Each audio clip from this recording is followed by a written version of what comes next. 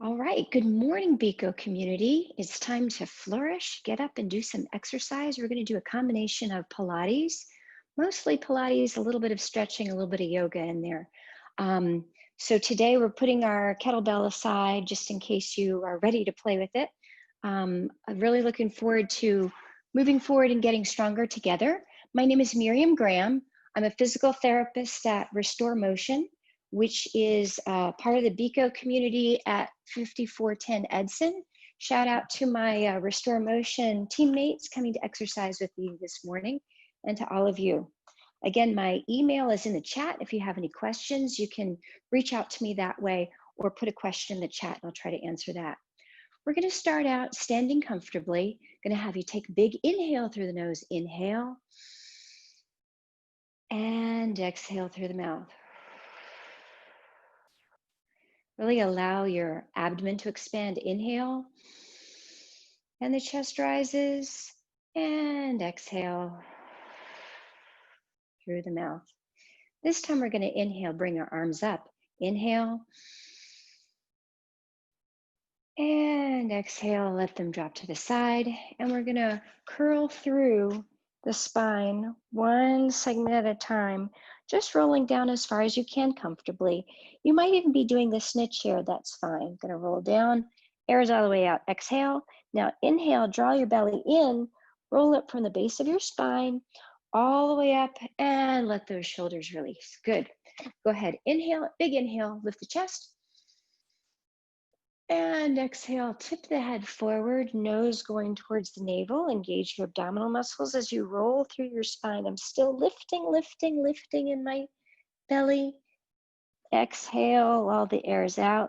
Big inhale and start to roll from base of the spine up, back up tall. Good. And let those shoulders relax.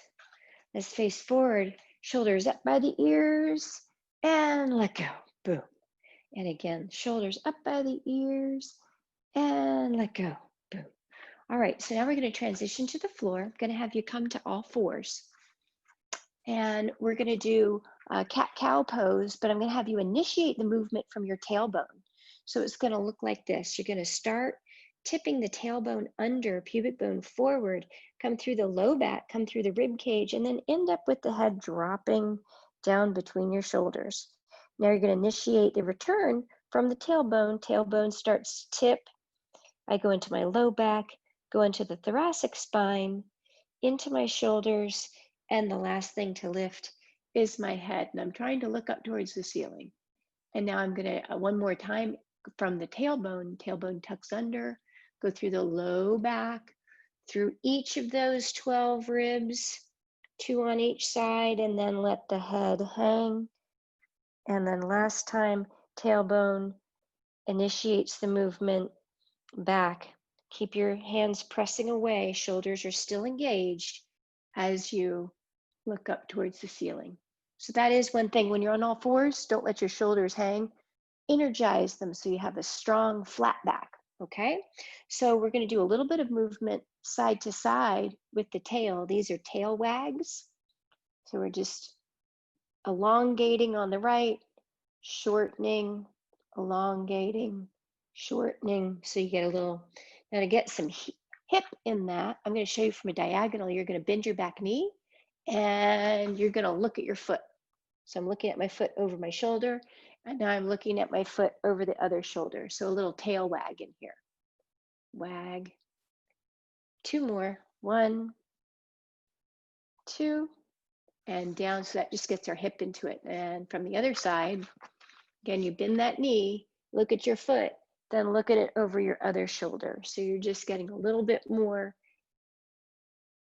awakeness. I don't know if that's a word, in your trunk and getting the hip involved. Good, so those are our tail wags. And then if your knees are okay, let's come into child's pose. So I'm gonna have you open your knees just a little bit. So from the front, I have my knees open just a little bit, and I'm coming back. If you feel like your knees are having a little bit of a hard time with that, you can put a pillow back here in your the bend of your knee so that when you come back, your hips are supported on the pillow a little bit more and give yourself a little wiggle. It's nice to be able to find a good stretch to elongate. And now we're going to go into a stretch for the glute. I'm going to have you take your right ankle, so your right ankle, this one right here, and put it in front of your left knee. So it kind of looks like a figure 4 down here. And then from this position, I'm going to come forward onto my elbows. Now, this is my right leg here facing the computer screen, and I'm going to shift my hips over to the right a little bit. And when I do that, I get a stretch back here in the seat, and that's a really important stretch for when we do a lot of sitting. We can get some hip pinching in the front, and this will help engage those muscles in the back so that you can open up and get your hip joint in the right place. I'm going to have you breathe, inhale and exhale. Don't sink into your shoulders. Make sure you're lifting up out of your shoulders. Inhale and exhale. Good. Kind of find that stretch. What I don't want you to do is be down like this. That's not the stretch. You want to be up on that femur. And one more breath. Inhale and exhale. This gives us a little break from our wrists too. So come on out of that stretch. We're going to do that on the other side. I'll move over here so you can see. I'm taking my left foot and I'm putting it right in front of my right knee. And now I'm coming down onto my elbows, keeping my shoulders engaged, and I'm shifting my hips over towards the computer, over towards the left, to get a stretch back here in the left buttock area. And I'm going to breathe, inhale and exhale. Keep those shoulders engaged. Inhale and exhale. Rainy day today, we got to make some heat. Inhale and exhale. One more time, inhale and exhale. Good. So come on out of that, and we're going to transition to learning a little bit about your abdominal muscles. We're going to use this both with the functional exercise kettlebell as well as the Pilates, and it should be done in yoga as well. So if you're here and you let your belly sag, you're just going to draw belly in towards the spine. That muscle is called your transversus abdominis muscle. So in all fours, it kind of looks like this. If I'm here, pregnant cat, belly hanging out, and now I'm going to draw it up, belly in. I'm trying not to move my back when I do that. So again, there it is, drop down, Pop-Tarts and Pringles, popcorn, all that, and draw in towards the spine, lifting up without moving the back. So you might want to practice that a little bit because it's not cat-cow anymore. We've already done that. You want to keep your spine just like a tabletop, strong arms pushing away, belly in towards the spine. So that allows us to hold our spine stable for the next challenge. Going to be here on all fours. We're going to do alternate arm, and this is good for both your abdominal area as well as your shoulder girdle back here. With all of the sitting and computing, keyboarding, things like that, our posture is getting a little bit out of whack, and this will help strengthen the muscles that help with your postural control.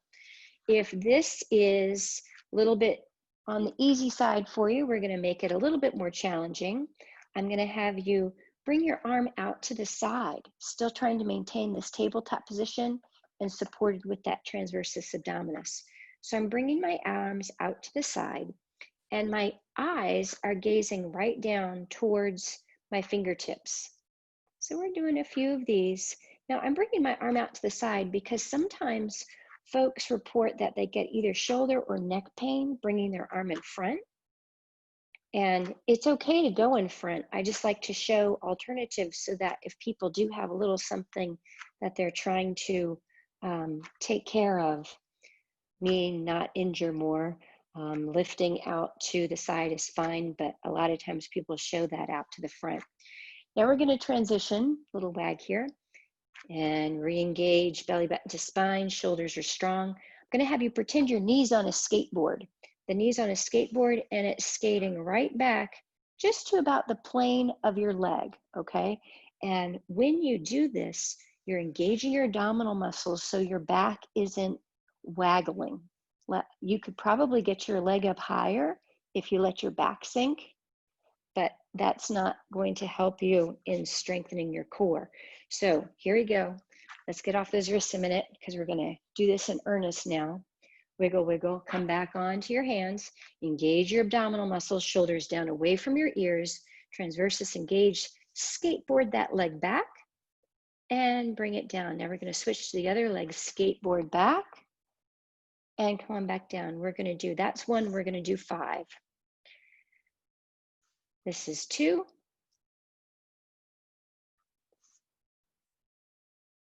Belly in, neck soft. That was 3. That's 4. Really push the floor away with those shoulders. Energize those hands. That was 5. Come on off, a nice stretch for your wrists. Bring your hand out in front of you. It doesn't have to be like this, it can be done here. And I'm bringing my palm down and I'm holding onto my hand and pushing here so I get a stretch in the front of my arm. Good. And you just breathe, relax the shoulder. You can also get a little bit of a stretch with the elbow bent, but a lot of times people feel it more with the elbow straight. I'm going to try the other side, same thing. So wrist comes down, hand comes, I'm not grabbing the thumb, I'm just grabbing the fingers, coming down and pull. And inhale, and exhale. Bend the elbow, inhale, and exhale.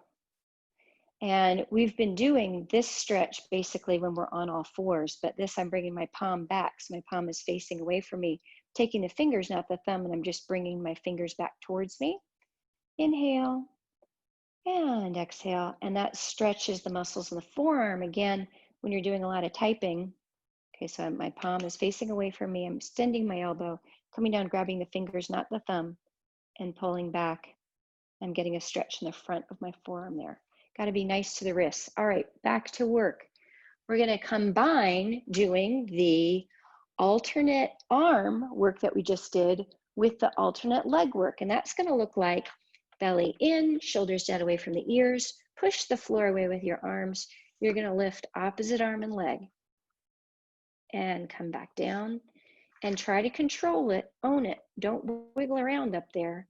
That was 1. We're going to do 5.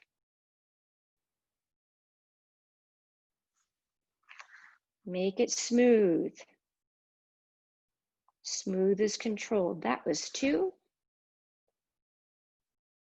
Got to be breathing too. Inhale and exhale. That was 3. Strong shoulder, push the floor away. And we'll do 1 more.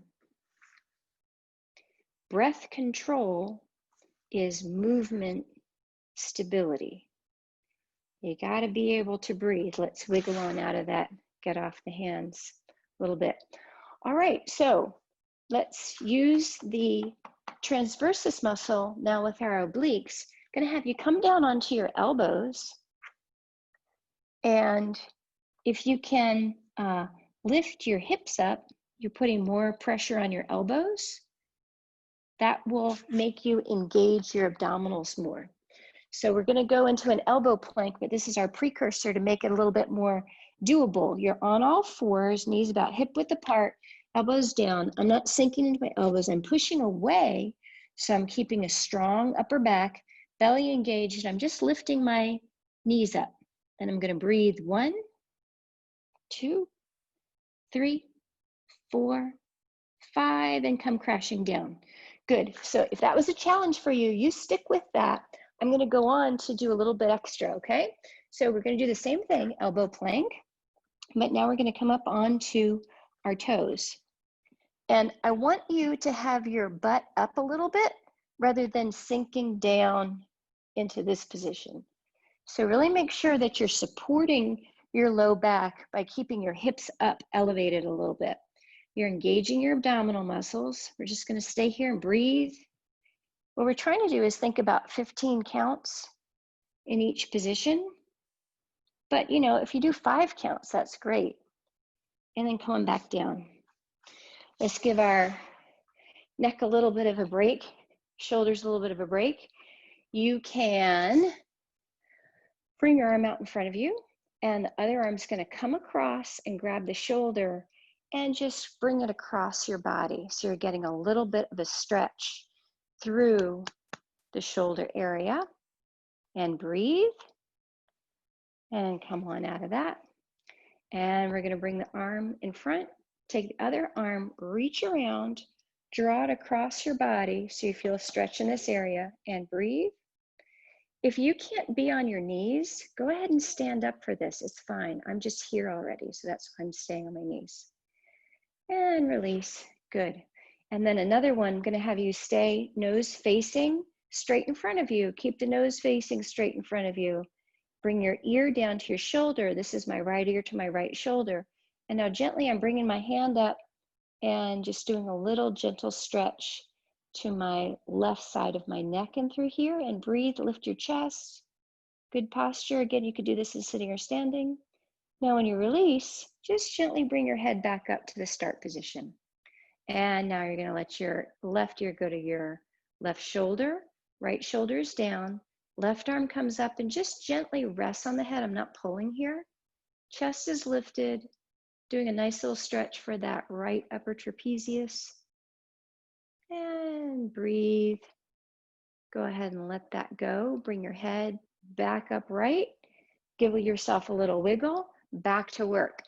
So now we're going to go back to that elbow plank. You can do it from your knees like this, or you can do it from your toes. It doesn't matter, whichever you want to do. We're going to try to do a floating bird dog, okay? So here you are. If I'm on my feet like this, I'm going to lift a knee and or a foot and an arm and come back down. Foot and arm and come back down.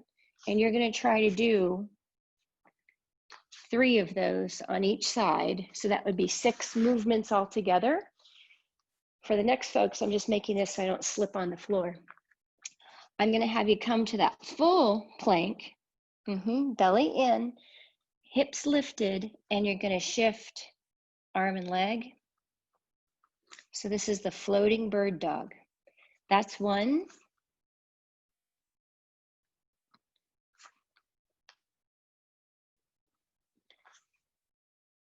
That's 3.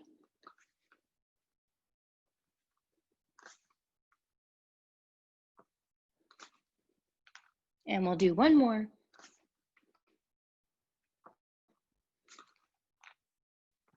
Good. That was nice core work. So we've done more difficult core work. Let's come back down and do something a little bit more focused on just the core, not using the shoulder girdle as much. So I'm going to have you go ahead and lie down on your back, and we're going to do pelvic clock. And you're lying on your back, but you can see the computer. If you imagine a round clock right here. So this is the clock, 12, 3, 6, 9, okay? I'm putting that clock right here on my belly. So if I tip my spine backwards and squish the floor with my low back, this is the 12 o'clock position. And then if I arch my back, so I'm bringing my tailbone to the floor, there's a space under here. See where I have this space here? That's a 6 o'clock position. And now, keeping my rib cage and my pelvis separated, if I bring my left hip over towards the floor, that's 3 o'clock. And if I bring my right hip towards the floor, that's 9 o'clock. And I hope you can see I'm not hiking my hip when I do that. I'm keeping space between my rib cage and my pelvis and just tipping the hip over and my knees follow. So I'm also not waggling my legs back and forth. I'm really initiating movement with my core. So let's go ahead and do that pelvic clock. You're going to come up to 12 o'clock and then down to 6 o'clock. We're waking that spine up again, up to 12. And imagine 6 pearls, 6 spinal segments we're going through to get to 6 o'clock, and then back up to 12 o'clock. Bring those rib cage pieces together, that bottom rib cage, you don't want it to flare out. Engage your abdominals to draw that rib cage together like you're wearing a tight vest. And then back halfway between 12 and 6, that's where the clock hands meet in the middle of your pelvis. Now I'm going to have you bring your hips over to the left, that would be 3 o'clock, and then use your oblique abdominal muscles to draw your pelvis back so that you're going over to the 9 o'clock position. And from here, I'm using this side to draw my pelvis back and the knees follow. And same thing again, I'm using these muscles to pull back and the knees follow, and pull back and the knees follow. And last one, pull back and the knees follow. Go ahead and give yourself a wiggle. Now we're going to pay attention to the position of your low back. The 12 o'clock position is smushing your back into the floor. The 6 o'clock position is arching away from the floor. For some of the Pilates activities, I want you to have your back at the floor. So neither smushed nor arched, at the floor. So resting on the floor, supported by the floor. Some Pilates movements where we're lifting our feet up, it's better to tuck your pelvis underneath you a little bit to feel the back more, so it's like you're imprinting your spine where a mud after the rain, you'd be printing like dinosaur prints. You would be imprinting your spine parts into that to make a little fossil. All right, so from here, we're going to have you find that neutral spine position halfway between 12 and 6. I'm putting my hands on my pelvis and my rib cage so I can see if I'm moving, because I want to use my core muscles to keep from moving. And you're just going to lift a foot and trying to keep your body very still as you lift the foot. Back and forth like a little march. If you find that you're doing a lot of wiggling with that, then you're not really practicing the exercise to its fullest potential. If it's hard for you to lift a foot, just lift your heel and keep everything else still. So we're just going to do about 10 of these marches. Belly in, collarbones are long, shoulder blades are back, and you're engaging the core around the rib cage. You're not popping your rib cage out, you're engaging it through here. Good. So from there, we're going to do another one. This was called toe touch. You're going to start with your legs up here in a chair position. So it's like a 90-90. I'm opening it just a hair. Belly in, collarbones long. You're just going to touch down and right back up. Touch down and right back up. So I'm not really putting weight in my foot when it goes down. It's just touching and coming right back up. And we're going to do a little bit of a count here. I'm going to do 4 more. The movement done on each side equals 1. So if I'm counting, that was 1,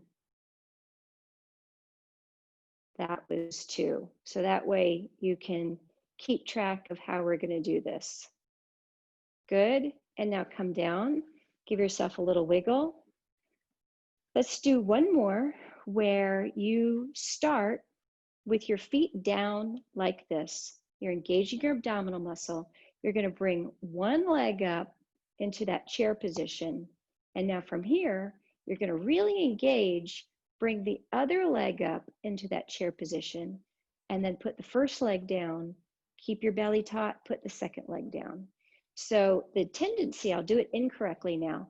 The tendency is you lift one, and then you arch your back as you lift the other one, and then you put the first leg down and the second leg down. So you're using your core, your awareness of your core, to really engage, keep your spine supported, lift one leg. Now I have to really think about my muscle here. Lift the second leg, first leg down, second leg down. So we'll do 5 of those. That's lift, lift, down, down. So hands can be where they're comfortable. If you want to put your hands here to monitor, that's fine. Lift, lift, down, down. That's 1. Lift, lift, down, down. That's 2. Lift, lift, down, down. That's 3. Lift, lift, down, down, that's 4. Lift, lift, down, down, that's 5. Good. So let's give ourselves a break from the back. We're going to come up and do a little bit of hip flexor stretch. Your hip flexor is the muscle in front of the body. It starts from the base of your rib cage and goes down through the lumbar spine to the front of the leg and lifts your leg up. So this is my hip flexor action right here.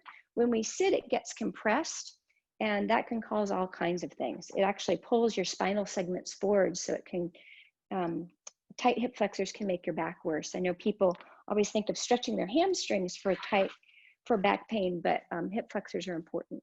So I'm gonna be in a half kneeling position. If you can't half kneel because of your knee, if you get a chair and you put the chair right here, you'll be able to follow along. So we're going to stretch our left leg. So I'm putting my right foot up on the chair seat or on the floor. And from this position, I'm lifting and tucking my tailbone under. So I'm really curling and bringing the tailbone under. The pubic bone is forward, and I've got a nice flat spine here. Putting my hands on my thigh, and I'm pushing with my hands forward as I exhale. That keeps your rib cage engaged. The hip flexor, the breathing diaphragm attached in a very similar place. Exhale. So being able to pull out and breathe like this can help you get a more effective stretch. The area that you should feel pull is between your the front of your hip and maybe the top of your quad area. If your muscles are tight, you might be feeling it down lower, but our target area is right here where my hand is. So one more, up tall, bending forward. Do you see how my back is straight? I could do this, but this isn't doing anything for me.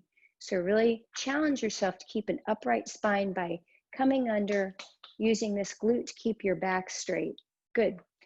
Let's go ahead and switch to the other side. So now I have my left foot on a chair arm, or a chair seat rather, or on the floor. I'm going to tuck my pelvis underneath me, engage that glute.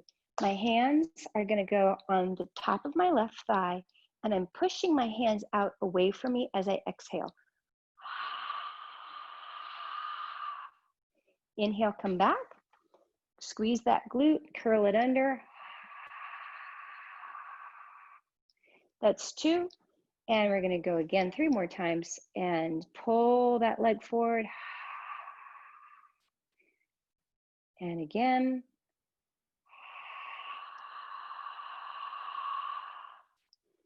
And let's see, 2 more. Come under. Remember to keep that glute engaged. Good. So we did a little bit of hip flexor stretching. That's the front of your leg. If you're finding that you're really restricted down here, you were feeling it more at the top of your knee, that means your quads are tight. And a way to stretch them is very similar. I'm going to stabilize myself by holding onto the wall here. So you can hold onto a chair or a wall or something like that. You can grab your foot behind you like this. A lot of people stretch this way, and you might feel a stretch like that.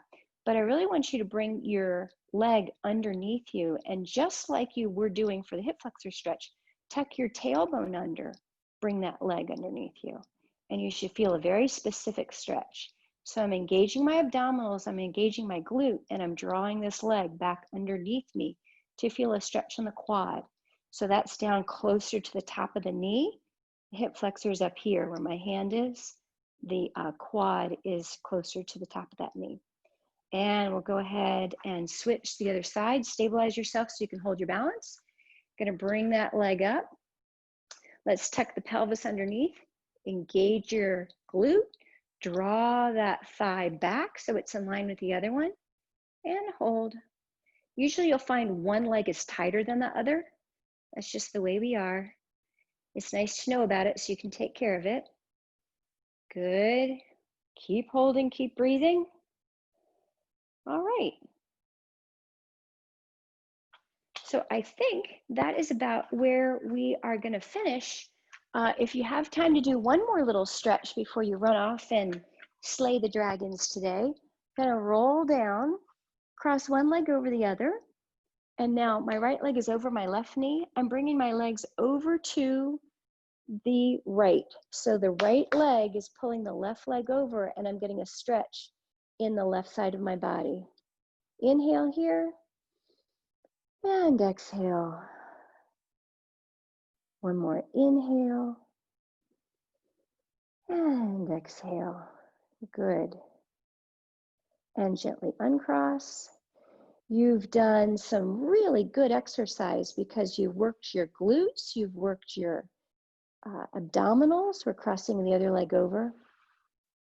And we got our shoulder girdle working, so it'll help with our posture, our neck, and our arms. We learned a couple of stretches for those wrists. Inhale and exhale. Good. And next Wednesday, we'll go back to using some weights. So that'll be fun. If you have a barbell and uncross, we'll be able to get into that. Engage your abdominals as you come back up to sitting. And if you have any questions, go ahead and email me. My email is in the chat bar. And happy to see you this morning. It's going to be rainy, so give yourself a pat on the back because you've already accomplished something. It's not even 9 o'clock and you've exercised, which is fantastic, and you did it the right way. Good thing to get it out of the way in the morning. And if there aren't any questions, I'll see you all next time.